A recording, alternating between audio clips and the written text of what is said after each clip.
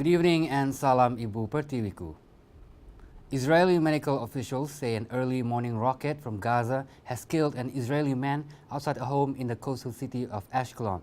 After being struck by shrapnel on Sunday, 58-year-old Moshe Agadi has died of his wounds, marking the first Israeli casualty from rocket fire since the 2014 war with Hamas militants. Gaza militants have fired more than 400 rockets at Israel over the past day in one of the most intense flare-ups of violence in years, which broke a month-long lull. Israel's Iron Dome defense system intercepted dozens of projectiles, but 4 Israelis were wounded, including an elderly man who is in critical condition. Israel has retaliated with dozens of airstrikes against militant sites in Gaza. 6 Palestinians, including a pregnant mother and her baby, were killed. North Korean state media on Sunday showed leader Kim Jong-un observing live-fire drills of long-range multiple rocket launches and what appeared to be a new short-range ballistic missile, a day after South Korea expressed concern that the launches were a violation of an inter-Korean agreement to cease all hostile acts. Pyongyang's official Korean Central News Agency said Kim expressed great satisfaction over Saturday's drills and stressed that his frontline troops should keep a high alert posture and enhance combat ability to defend the political sovereignty and economic self-sustenance of the country. South Korea said it's very concerned about North Korea's weapon launches, calling them a violation of the agreements to reduce animosities between the countries.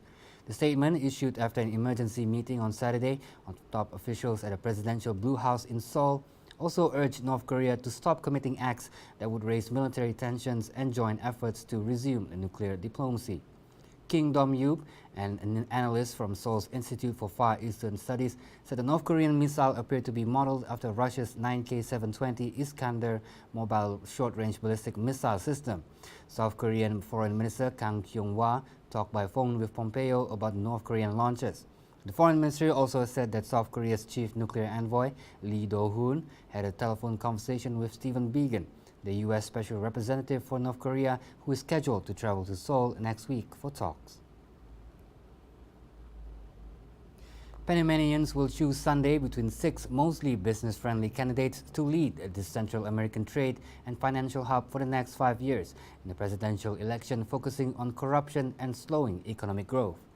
Laurentino Cortizo, a 66-year-old cattleman who studied business administration in the U.S., leads polls as a candidate for the Democratic Revolutionary Party, or PRD. Cortizo, who was agriculture minister under President Martin Torrijos, has campaigned on vows to clean up Panama's image after recent corruption scandals. Romulo Ru, a 54-year-old businessman with the Democratic Change Party, has the endorsement of supermarket magnate and former President Ricardo Martinelli, who is currently in jail awaiting trial on charges of political espionage. China and the U.S. are the main clients of the Panama Canal, the economic engine of the country. The U.S. completed construction of the Panama Canal in 1914, creating a transoceanic path across an isthmus that was then a province of Colombia. The U.S. turned over control of the canal to Panama in 1999, with assurances that the canal would remain a neutral zone that doesn't favor one country over another. Well, that's all the news for now. I'm Razi Ahmad, and thank you for watching.